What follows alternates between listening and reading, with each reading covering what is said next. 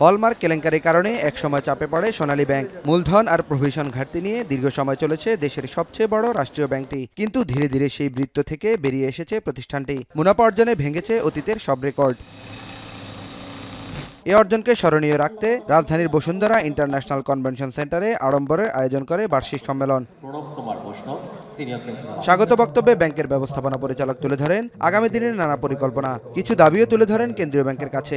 আমরা 2026 সালে আমরা 10,000 কোটি টাকারও বেশি মুনাফা অর্জন করতে চাই। এই বছরই আমাদের অপারেটিং প্রফিট হয়েছে 8,000। তবে সরকারি প্রতিষ্ঠান সুগার অ্যান্ড ফুড ইন্ডাস্ট্রিজ কর্পোরেশনের আমাদের যে লেন্ডিং আছে লং ওভারডিউ, তার জন্য যে প্রভিশনটা যদি আমি রাখতে না হতো, তাহলে আমাদের অপারেটিং প্রফিট আরও 4,000 কোটি টাকা 3,000 কোটি টাকা বাড়ত। এ সময় কেন্দ্রীয় ব্যাংকের গভর্নর বলেন, সরকারি ব্যাংক হিসেবে এ অর্জন বড় হলেও ভালো বেসরকারি ব্যাংকগুলোর সাথে তাল মিলিয়ে চলতে হবে। ক্ষুদ্র মাঝারি বিনিয়োগকারীদের গুরুত্ব দেওয়ার কথাও স্মরণ করিয়ে দেন তিনি। আপনারা ন্যানোলিনে এসেছেন, আপনাদেরকে আমি সাধুবাদ দেব যে আপনারা এই ক্ষেত্রে এসেছেন।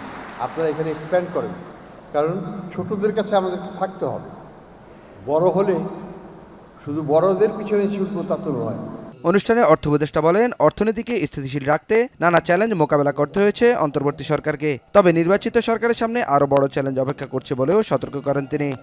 ইন্টারিম গভর্নমেন্টের চেষ্টা করেছে দেশের অর্থনৈতিক অবস্থাটাকে মোটামুটি স্টেবল করা এবং এটাকে সামনের দিকে এগিয়ে নেওয়ার একটা সহায়ক ভূমিকা পালন করার জন্য।